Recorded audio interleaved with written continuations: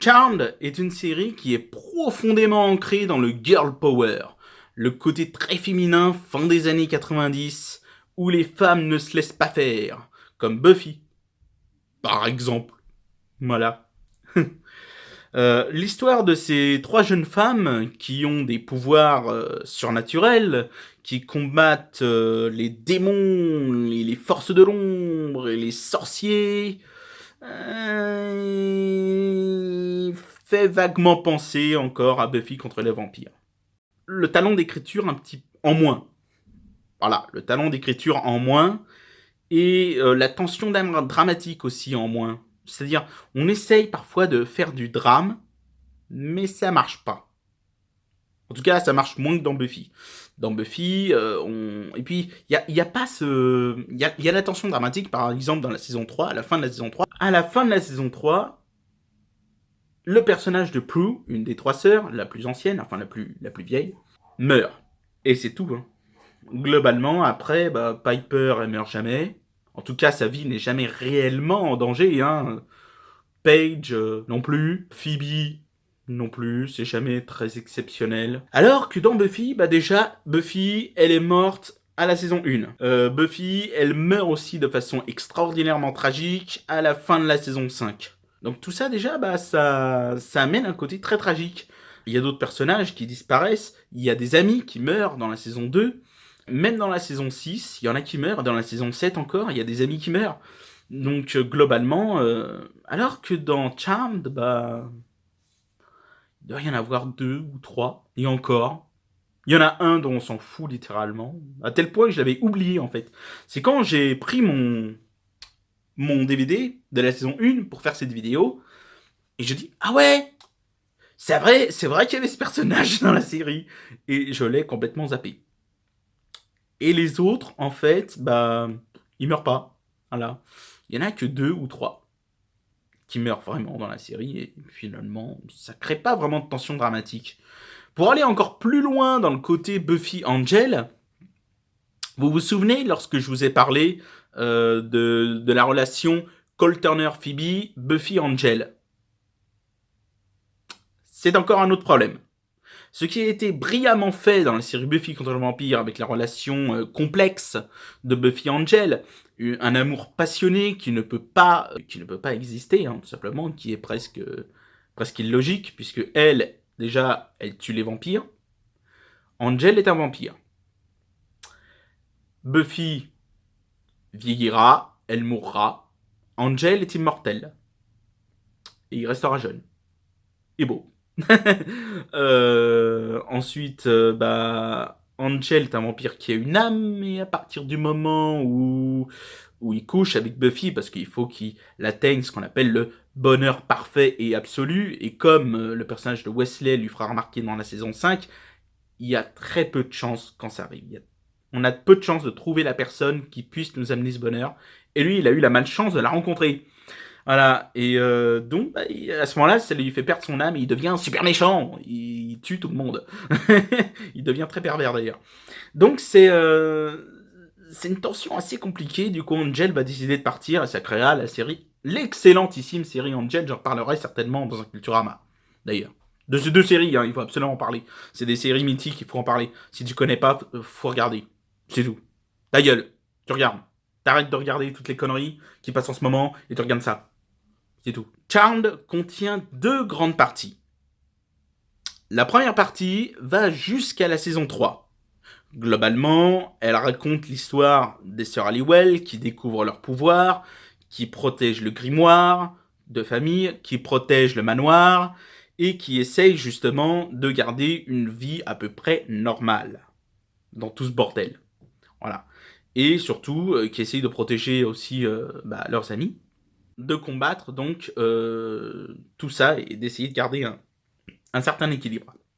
Et puis il y a la seconde partie. La deuxième partie nous envoie carrément dans un autre monde, un petit peu comme une sorte de série dérivée. Il y a quelque chose qui a changé, ou qui a été perdu, on ne sait pas trop.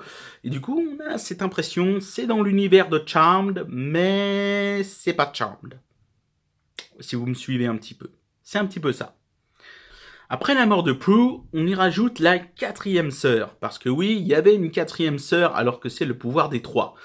elle est là justement pour expliquer la continuité de la série et l'existence du pouvoir des trois. Le fait qu'elles puissent le récupérer. Sinon, il n'y a plus de pouvoir des trois, il n'y a plus d'intérêt, et elles ont plus beaucoup de puissance, et finalement la série, elle sert plus vraiment à grand chose. En tout cas, il n'y aura plus de force, il y aura plus toutes ces choses qui vont être mises en place. Phoebe, je te hais! Bref, passons. C'est aussi une partie qui amène quelques incohérences. Pendant 3 saisons, on nous a fait comprendre que leur père est une véritable ordure. Parce que, justement, il s'est mal comporté. Il les a laissés tomber. Il les a tout abandonnés.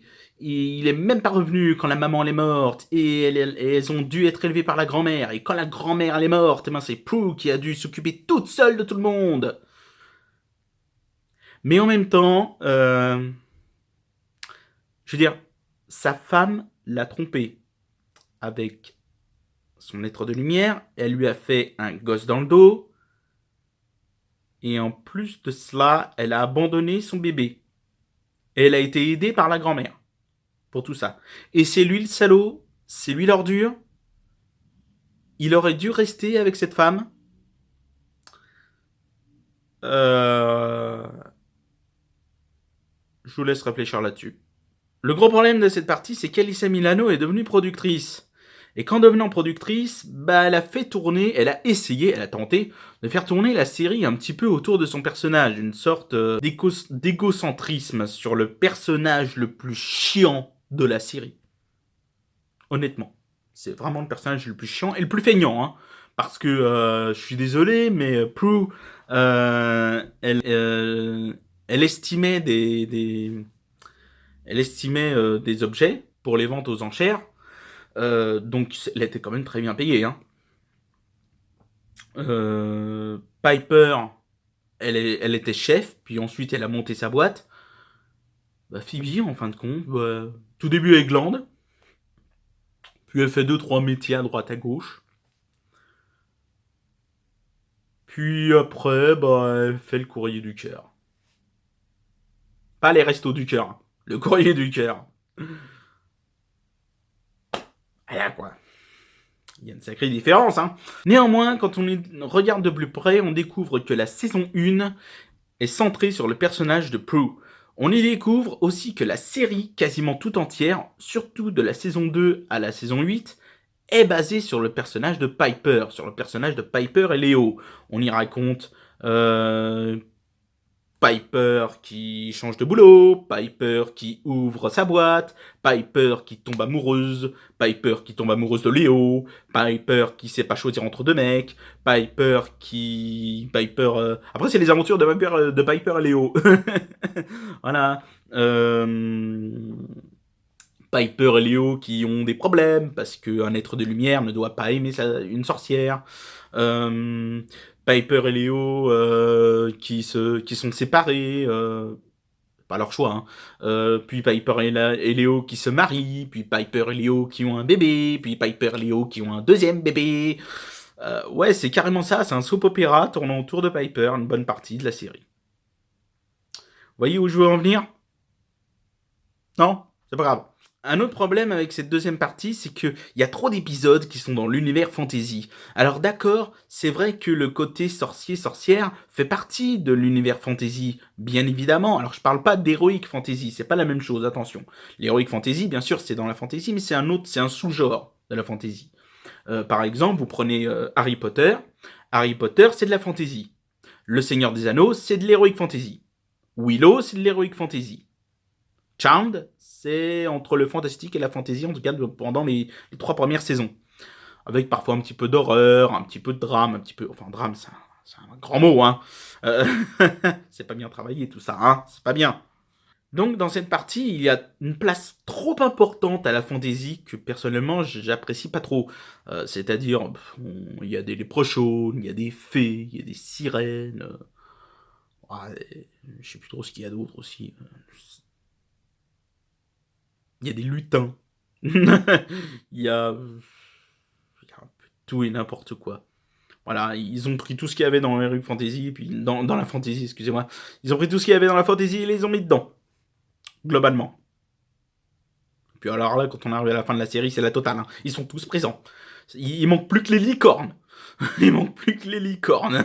Bref, vous l'avez compris, ça me sort de la série.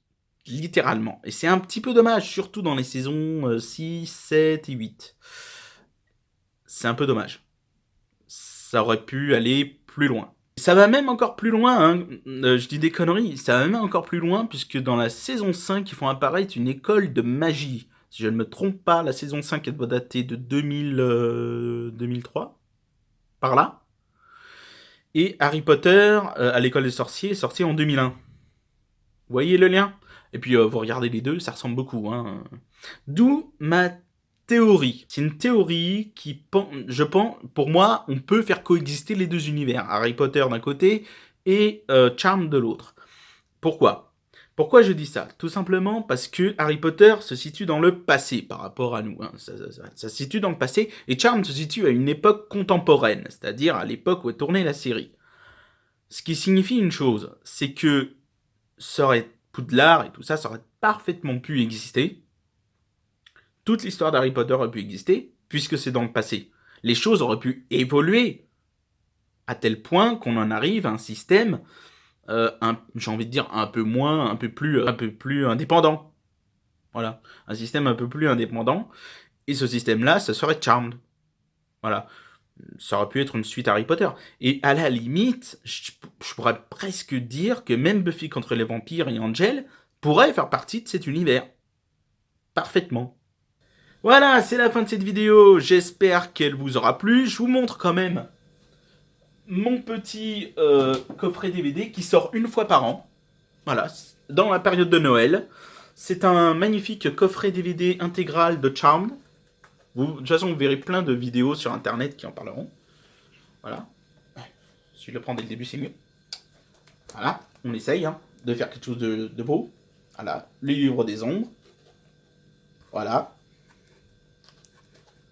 Voilà. Donc là, vous avez donc une petite historique. Là, vous avez les disques. il est assez encombrant. Il n'est pas lourd, mais il est encombrant. Voilà. De magnifiques dessins qui viennent tout droit des épisodes qu'on peut voir. Hein. On peut les voir, ça, dans les épisodes.